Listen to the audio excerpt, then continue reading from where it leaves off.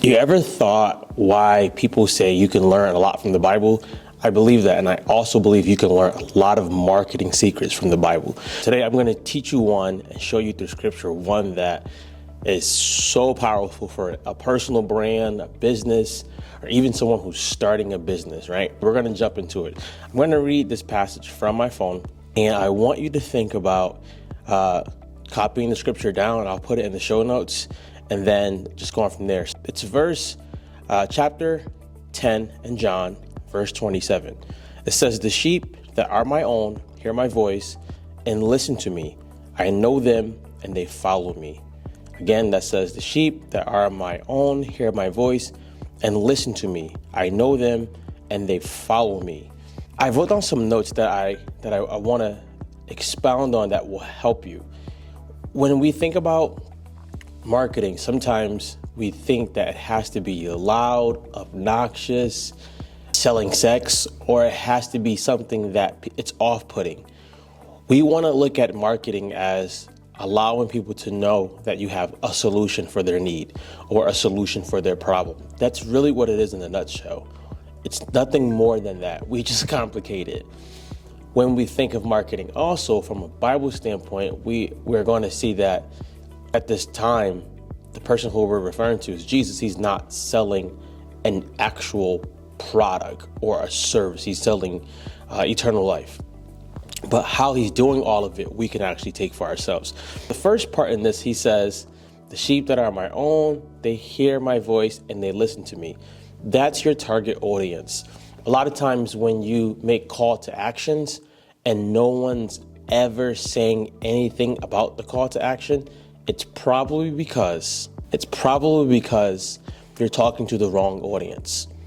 If you're making call to actions and no one's saying anything, you might be talking to the wrong audience. Doesn't mean what you're saying is wrong. If I'm talking about marketing to a 3-year-old, it's the wrong audience. They do not care. If I'm talking about marketing to maybe someone who's 95, they probably don't care. It's the wrong audience. He says right here, that my own hear my voice and listen to me. The first thing that we have to think about is I need to be communicating. I need to be communicating in a way where I'm allowing people to know that I have a solution or a unique solution for their need. I always advise my students, don't try to solve problems that your clients aren't talking about, aren't wanting to solve in the beginning. Why do I say that? If you're trying to create a problem to solve, it's more likely they're not gonna buy, they're not gonna need it. But if they know they have a problem and you've gotten the underlying issue of what that problem is and what's happening, and you've identified what's stopping them from getting that solution, once you present your solution, they're like, I want that. I want that. When you're cold, if you were cold and you were outside and you knew you had to be outside for 10 more hours, there are a couple solutions you want. If you have to stay outside, you want a jacket. If you can get inside, you want heat. It would be foolish for me at that time to try to sell them flip-flops. Even though it may be summer and upcoming months, it would be foolish for me to try to sell them flip-flops. What I want to do, what I want to think about is, am I solving the problem that they have? I need to be communicating that. That's your first thing. How am I communicating my offer? A good way to think about how to communicate your offer is to not just say, "You need to buy my product." I like to ask questions. What does it feel like not having content that's actually resonating with people? What does it feel like having a message but no one is gravitating towards it? What does it feel like every time you want to record, you notice your audio sounds horrible, your pictures, your videos looks like trash? If I irritate this problem and I identify the problem by asking them, then they're going to listen. This is why we call it a target audience. There are a group of people who you are called to who have similar problems. They may think it's really, really unique, but they're probably pretty much the same. He says, my voice, they listen, my sheep that are my own, hear my voice and listen to me. They listen to me. I have to communicate, and now they have to listen to me, or they choose to listen to me based on what I communicated. This is where we get the call to action friction. You probably are not communicating clearly what you do. When you give 80,000 things what you do, people have checked out by the third one. The thing I love about Jesus is he's really, really simple and plain. He gets to the point, he tells them, lets them think and make the decision. What we usually do is we overcomplicate, we over-explain. We go so far into 80 things that we can do versus just letting the person decide. Let it be easy for them. The next verse he says, I know them and they follow me. I know them, so I need to be communicating so that they can listen. The second one is, I know them and they follow me. But I want to stop at I know them.